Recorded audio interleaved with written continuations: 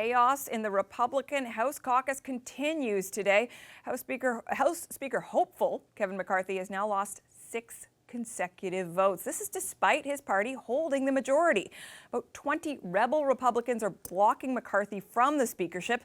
Not even Donald Trump's intervention has swayed them. Stop with the campaign smears and tactics to get people to turn against us. Even having my favorite president call us and tell us we need to knock this off. I think it actually needs to be reversed. The president needs to tell Kevin McCarthy that, sir, you do not have the votes and it's time to withdraw. And with that, I yield. Thank you.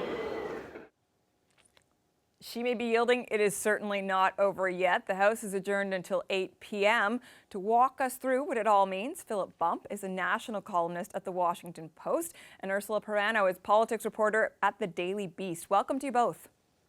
Thank you. Philip, we know that Republicans have gone into back rooms right now. They're going to try to strategize, find a way out of this. Do you think that there is a situation where this can be saved for Kevin McCarthy? It's hard to see that happening at this point. You'll recall they adjourned about the same time yesterday with the intent to come back at noon today. I mean, that's an extensive period of time, far longer than the 3 hours they've allowed themselves now. I don't see how they come to a resolution now that they weren't able to come to then, except for the fact, of course, that both sides, I think, are going to be more eager to try and figure out what this looks like. I think that the news is not going to be good for Kevin McCarthy. I don't know what his path is toward actually achieving the majority of the votes he needs.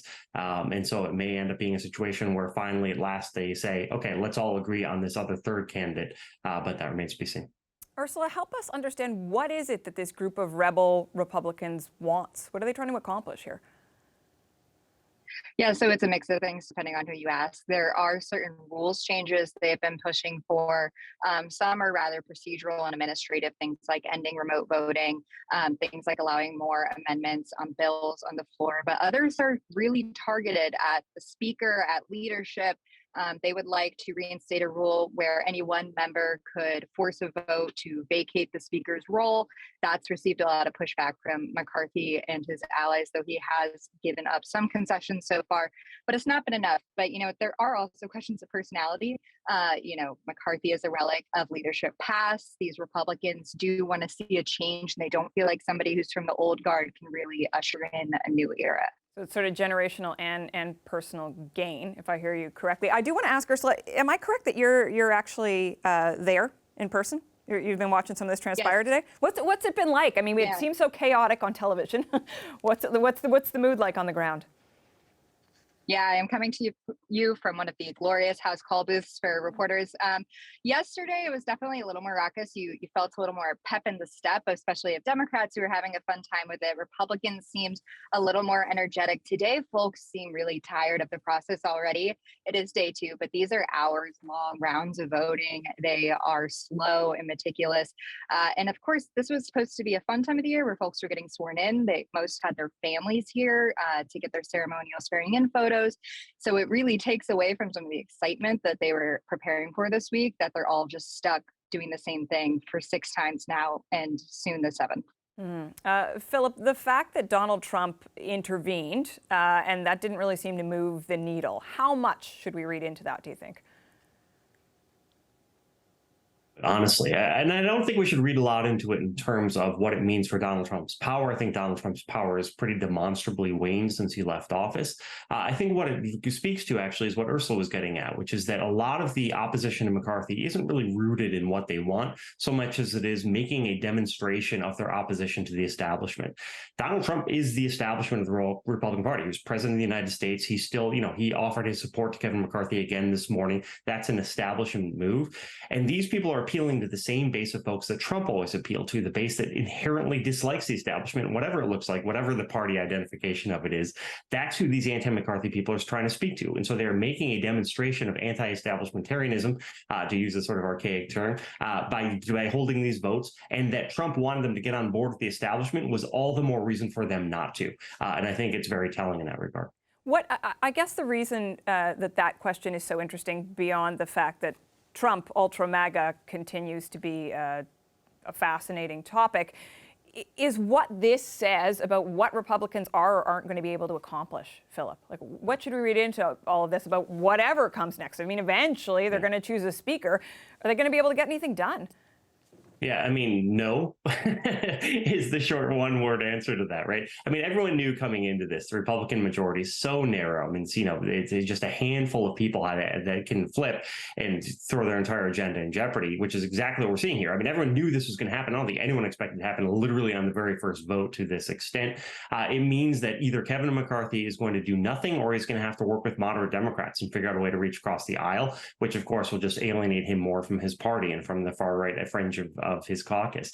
So I don't know what that path looks like, but I mean, we knew right after Election Day this was going to be very difficult for Kevin McCarthy, and now we're seeing that it's probably harder than we even anticipated.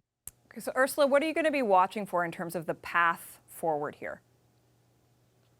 Yeah, so I think that the never Kevin, the anti-Kevin folks do have a long path ahead, but so do the folks who are in McCarthy's corner. I do expect that they're going to grow frustrations, folks who are really tired of this process, folks who can't hire their committee staff, folks who want to start to get legislating now that Republicans do have this majority that they fought hard to win back. And so I expect that there could be rumblings. We've heard some members starting to sort of question whether McCarthy should step aside. Ken Buck was a Republican who has voted for McCarthy on every ballot so far, but has been coming out saying, we have to figure something out. This isn't working.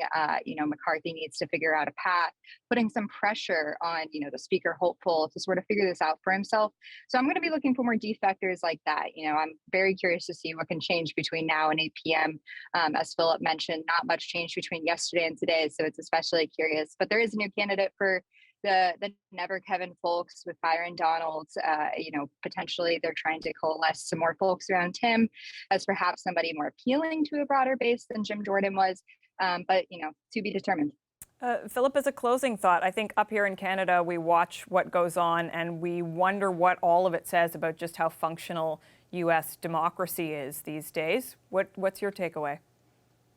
Yeah, I mean, I think that the fact that we're having these votes does not itself suggest that American democracy is in a shambles. I mean, to the point that was made earlier today by one of the Republican speakers. Yeah, I mean, having a vote and making a determination about who you want, that is what democracy is, and it can be messy.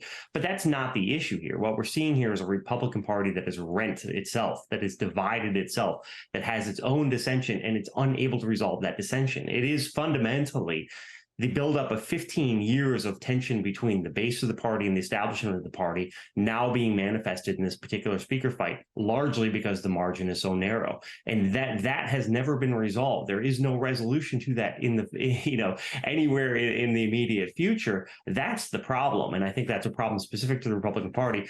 I don't know that it tells us a lot about American politics, besides for the fact that something we already knew, which is the Republican Party is very, very divided, and it's not clear what the resolution to that division might be. I'm going to close with a quick but wretched question to both of you. I'll start with you, Ursula. Best guess for how long this goes?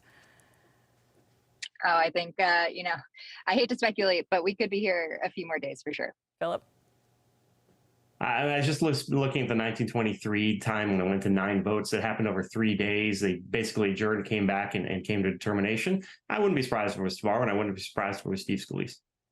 We appreciate your prognostication, insights, even a little prediction there. Thank you both so much. Of course, thanks. That's Philip Bump and Ursula Perano.